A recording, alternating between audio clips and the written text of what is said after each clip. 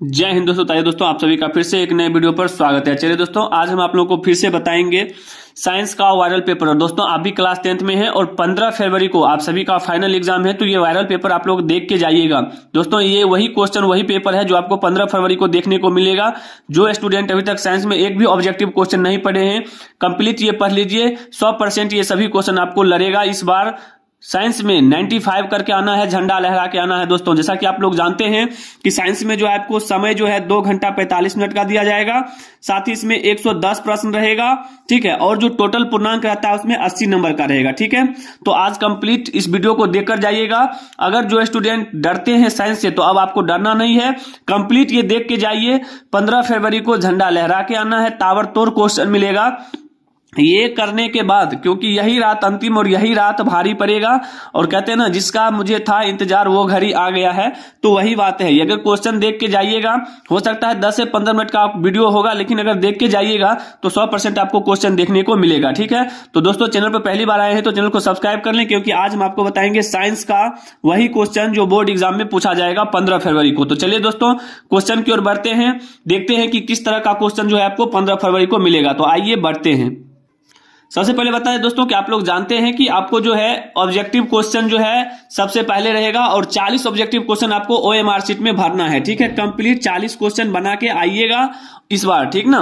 तो चलिए दोस्तों, सुबह का जो भी एग्जाम देने वाले हैं फर्स्ट टाइम में, वो भी देख लीजिएगा, और जो सेकेंड शिफ्ट में होगा वो भी देख लीजिएगा, ठीक है। दोनों शिफ्ट में ये क्वेश्चन देखने को मिलेगा। तो चलिए दोस्तों, क्वेश्चन नंबर 1 से श्री गणेश करते हैं। देखकर ही जाइएगा, जो स्टूडेंट नहीं देखेगा वो बहुत पछताएगा, ठीक है।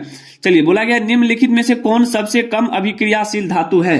तो आप सभी को याद रखना है, सबसे कम अभिक्रियाशील धातु जो होता है वो हमारा लोहा होता है। ऑप्शन नंबर सी याद करके जाइएगा, ठीक है।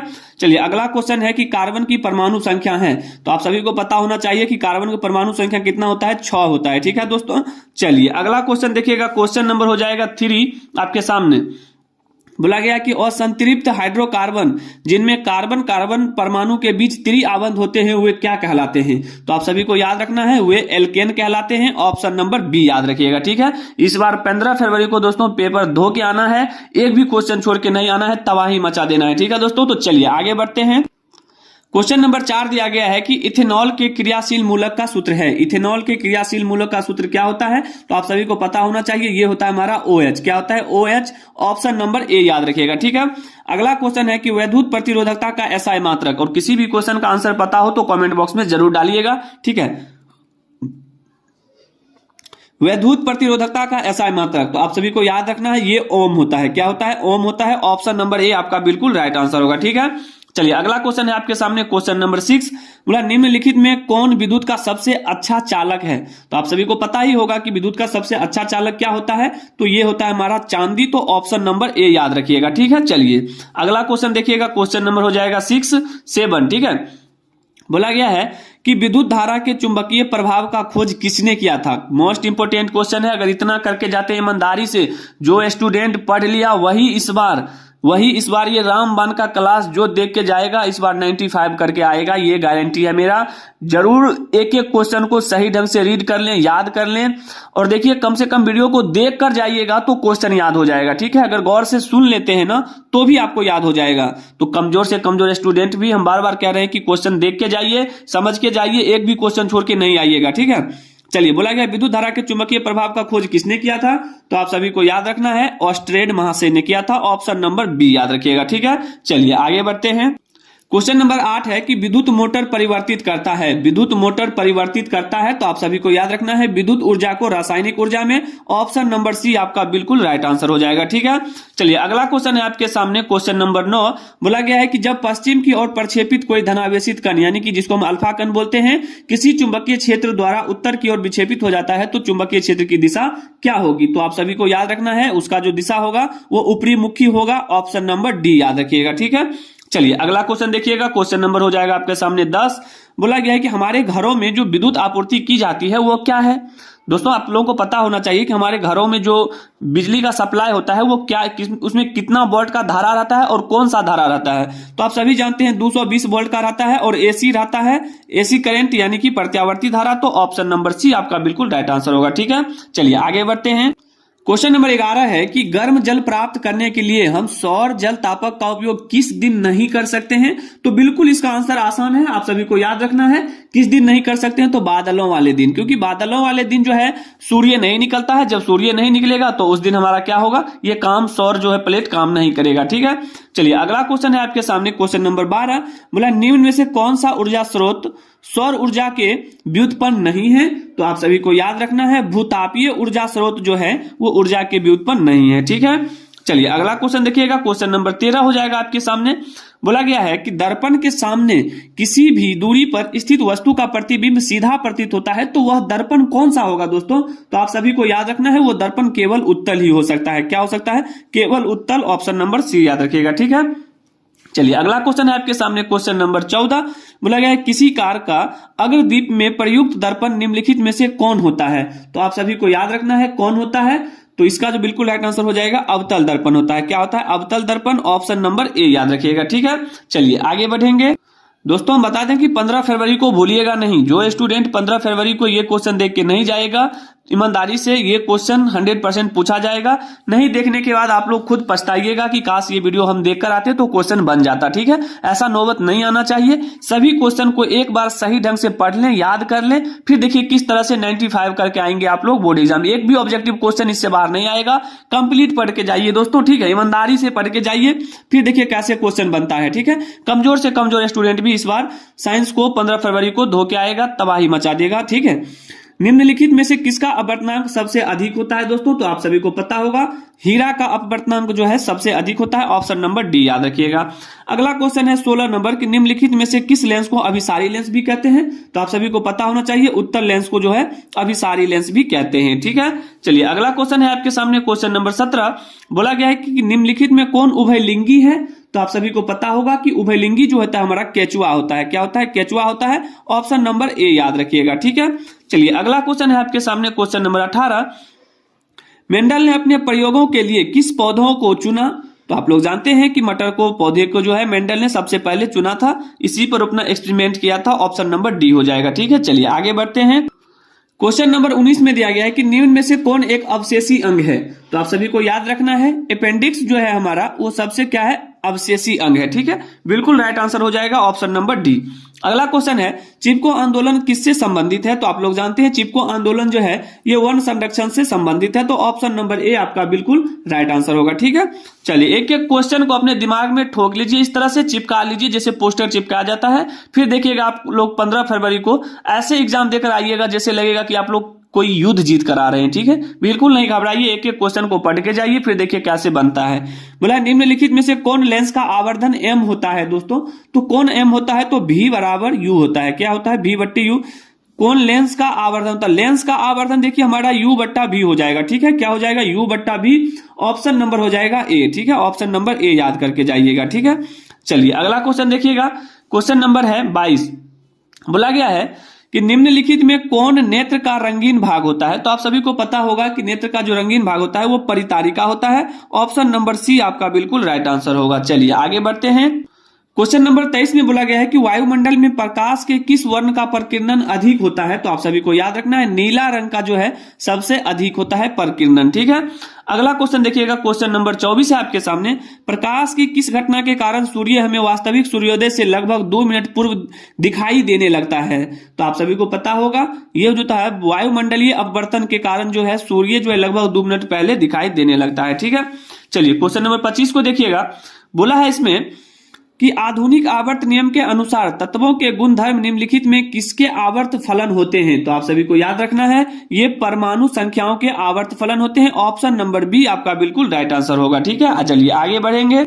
दोस्तों बता दें कि 15 फरवरी को जो स्टूडेंट साइंस का वायरल पेपर, ये साइंस का वायरल पेपर चल रहा है, जो देख के जाएगा वही इस बार सिकंदर कहलाएगा। ठीक है, एकदम A to Z क्वेश्चन पढ़ के जाइए और एग्जाम को धो के आइए, एक भी क्वेश्चन नहीं छूटेगा, ईमानदारी से लेकिन जाइएगा पढ़ के। ठीक है, आधुनिक आवर्त सारणी की 36 कतारें निम्नलिखित में क्या कहलाती है? तो आप सभी को पता होना चाहिए, आवर्त कहलाती है, तो ऑप्शन नंबर आपका क्या हो जाएगा? ए हो जाएगा। ठीक है, चलिए अगला क्वेश्चन है कि लोहे के फ्राइंग पैन के जंग से बचाने के लिए निम्न में से कौन सी विधि उपयुक्त है?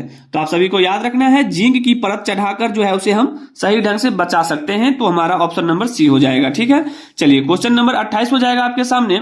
बोला गया इसमें क्वेश्चन नंबर 28 में कि निम्नलिखित में किस धातु को चाकू से आसानी से काटा जा सकता है?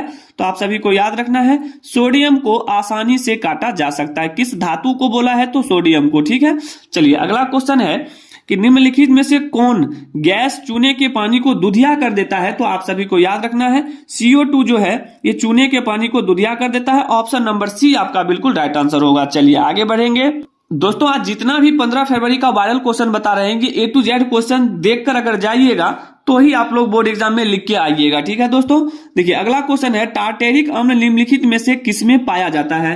तो आप सभी को याद रखना है, ये पाया जाता है सिरका में। ठीक है दोस्तों, बता दें कि अगर आप लोग चैनल पर पहली बार आए हैं तो चैनल को सब्सक्राइब कर लीजिएगा, ताकि आने वाले सभी सब्जेक्ट का जो आने वाला जो भी एग्जाम होगा सभी सब्जेक्ट का वायरल पेपर आप लोगों के पास पहुंचता रहेगा और आप लोग एग्जाम में लिख कर आइएगा। ठीक है, चलिए अगला क्वेश्चन है 31 नंबर की, जिप्सम का रासायनिक सूत्र मोस्ट VBI क्वेश्चन है। जिप्सम का रासायनिक सूत्र क्या होता है दोस्तों? तो आप सभी को याद रखना है, ये होता है हमारा CaSO4 × 2H2O। Option number B याद रखिएगा। ठीक है, चलिए क्वेश्चन नंबर 32 हो जाएगा आपके सामने।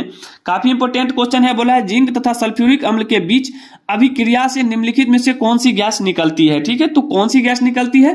तो आप सभी को याद रखना है, H2 गैस निकलती है। H2 यानी कि ऑप्शन नंबर सी हो जाएगा। ठीक है, अगला क्वेश्चन है, आयोडीन की कमी से कौन सा रोग होता है? तो आप सभी को पता होना चाहिए कि आयोडीन की कमी से घेंघा रोग होता है। ऑप्शन नंबर ए याद रखिएगा। ठीक ना, चलिए आगे बढ़ेंगे।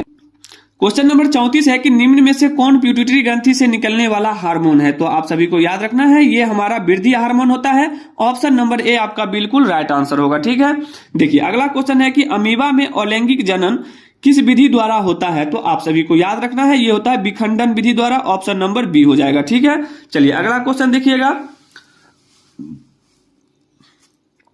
क्वेश्चन नंबर 36 है कि फूल का कौन सा भाग फल में बदलता है? तो काफी इंपोर्टेंट सवाल है, फूल का कौन सा भाग फल में बदलता है? तो आप सभी को पता होगा, अंडाशय जो है फूल का जो भाग होता है यही आपको फल में बदलता है। ठीक है, देखिए अगला क्वेश्चन है आपके सामने, स्टोमाटा के खुलने और बंद होने की क्रिया को कौन नियंत्रित करता है? तो आप सभी को याद रखना है, ये द्वार कोशिकाएं जो है नियंत्रित करता है। ऑप्शन नंबर ए आपका बिल्कुल राइट आंसर होगा। आगे बढ़ेंगे। क्वेश्चन नंबर 38 है कि निम्न में से कौन विकिरक की रचनात्मक एवं क्रियात्मक इकाई है? तो आप सभी जानते हैं कि इसका बिल्कुल राइट आंसर नेफ्रॉन हो जाएगा। ऑप्शन नंबर बी आपका बिल्कुल राइट आंसर होगा। ठीक है, देखिए अगला क्वेश्चन देखिएगा, क्वेश्चन नंबर हो जाएगा 39। बोला गया है कि मानव का प्रमुख उत्सर्जी अंग निम्नलिखित में से कौन है? तो आप सभी को याद रखना है, इसका जो बिल्कुल राइट आंसर हो जाएगा वो हो जाएगा हमारा विकिरक। क्या हो जाएगा? विकिरक हो जाएगा। तो ऑप्शन नंबर ए याद रखिएगा। ठीक है, चलिए अगला क्वेश्चन है क्वेश्चन नंबर 40। बोला गया है कि एंड्रोजन क्या है? एंड्रोजन क्या है? तो आप सभी को याद रखना है, ये नरलिंग हार्मोन होता है। ऑप्शन नंबर ए याद रखिएगा। ठीक है, चलिए अगला क्वेश्चन देखिएगा, क्वेश्चन नंबर है आपके सामने 41। बोला जब किसी अभिक्रिया के समय किसी पदार्थ में ऑक्सीजन की वृद्धि होती है तो निम्नलिखित में से क्या कहा जाता है? तो आप सभी जानते हैं इसको क्या कहा जाता है। तो इसका बिल्कुल राइट आंसर हो जाएगा उपचयन हो जाएगा। क्या हो जाएगा? उपचयन। ऑप्शन नंबर ए याद रखिएगा। चलिए आगे बढ़ेंगे। क्वेश्चन नंबर 42 में बोला गया है कि अम्ल का पीएच मान होता है। तो अम्ल का पीएच मान क्या होता है? 7 से कम होता है। जैसा कि आप लोग जानते होंगे कि 7 से जैसे ही अधिक हो जाएगा तो ये हमारा क्या होता है? क्षारीय होता है। ठीक है, 7 से अधिक क्षारीय होता है, 7 से जो कम होगा वो हमारा अम्लीय होगा। क्या होगा? अम्लीय होगा। और 7 के जो बराबर होगा वो हमारा उदासीन होता है। ठीक है, क्या होता है? उदासीन होता है। ये आप लोग याद रखिएगा। ठीक है, चलिए अगला क्वेश्चन है आपके सामने। बोला गया है कि धोने का सोडा का आणविक सूत्र क्या होता है? तो आप सभी को पता होना चाहिए, इसका आंसर और कमेंट बॉक्स में जरूर डालिएगा। धोने का जो सोडा होता है उनका आणविक सूत्र क्या होता है? तो आप सभी को पता होगा, Na2CO3 हो जाएगा। क्या हो जाएगा? Na2CO3। ऑप्शन नंबर ए आपका बिल्कुल राइट आंसर होगा। अगला क्वेश्चन देखिएगा, क्वेश्चन नंबर 44 है आपके सामने। बोला गया है कि मधुमक्खी का डंक एक अम्ल छोड़ता है जिसके कारण दर्द एवं जलन का अनुभव होता है, तो अम्ल है। यानी कि मधुमक्खी के डंक में जो है कौन सा अम्ल पाया जाता है? तो आप सभी को पता होगा, ये होता है मिथेनोइक अम्ल। आप लोगों को ऑप्शन नंबर ए याद रखना है। ठीक है, चलिए आगे बढ़ेंगे। दोस्तों 15 फरवरी को भूलना नहीं है, 15 फरवरी को सभी क्वेश्चन देख के जाइएगा, क्योंकि इस बार जो स्टूडेंट अभी तक साइंस में ऑब्जेक्टिव नहीं याद किए हैं, ये जितना भी वायरल पेपर है ये करके जाइए और एक भी क्वेश्चन छोड़ के नहीं आइएगा। ठीक है, इस बार साइंस में 15 फरवरी को तबाही मचा के आना है, 95 करके आना है, एक भी क्वेश्चन ऑब्जेक्टिव नहीं छोड़ना है। ठीक है, तो क्वेश्चन नंबर 45 है कि अमीबा अपना भोजन कैसे पकड़ता है। तो आप सभी को पता होगा यह है कुटपाद के द्वारा जो है अमीबा अपना भोजन पकड़ता है। ऑप्शन नंबर सी हो जाएगा। अगला देखिएगा क्वेश्चन नंबर 46, कौन सा एंजाइम वसा पर क्रिया करता है। तो आप सभी को याद होगा ये हमारा लाइपेज जो है ये वसा पर कार्य करता है, क्रिया करता है। ऑप्शन नंबर सी हो जाएगा। ठीक है, देखिए अगला क्वेश्चन देखिएगा, क्वेश्चन नंबर हो जाएगा 47। बोला गया है कि किस प्रकार के श्वसन से अधिक ऊर्जा मुक्त होती है। तो आप सभी को याद रखना है वायवीय श्वसन से जो है अधिक ऊर्जा मुक्त होती है। ऑप्शन नंबर ए याद रखिएगा। ठीक है, मछली का श्वसनांग है, यानी कि मछली जो सांस लेता है वो किसके द्वारा सांस लेता है। तो आप सभी को पता होगा गिल्स के द्वारा सांस लेता है। तो ऑप्शन नंबर बी आपका बिल्कुल राइट आंसर होगा। उम्मीद करते हैं दोस्तों कि 1 से 48 तक क्वेश्चन आप लोग समझ गए होंगे। शेष इसका जो भी क्वेश्चन होगा हम अगले वीडियो में बता देंगे। और दोस्तों आप लोग चैनल पर पहली बार आए हैं तो चैनल को सब्सक्राइब कर लें ताकि आने वाले सभी सब्जेक्ट का वायरल पेपर आप लोग के पास पहुंचता रहे। और आप लोगों को फिर से बता दें दोस्तों, अगर आप भी क्लास 10th में हैं और आप 15 फरवरी को अगर आप साइंस का एग्जाम देने वाले हैं, अभी तक ऑब्जेक्टिव में कुछ भी नहीं देखे हैं, डर रहे हैं, तो बिल्कुल नहीं डरना है। जितना भी वायरल पेपर करवाए हैं सभी क्वेश्चन ईमानदारी से देख के जाइए। और इस बार साइंस में 95 करके आना है दोस्तों। कमजोर स्टूडेंट भी इस बार 95 करके आएगा। तो उम्मीद करते हैं आप लोग 1 से 48 तक क्वेश्चन समझ गए होंगे। तो चलिए दोस्तों मिलेंगे अगले वीडियो में, तब तक के लिए जय हिंद, जय भारत, वंदे मातरम।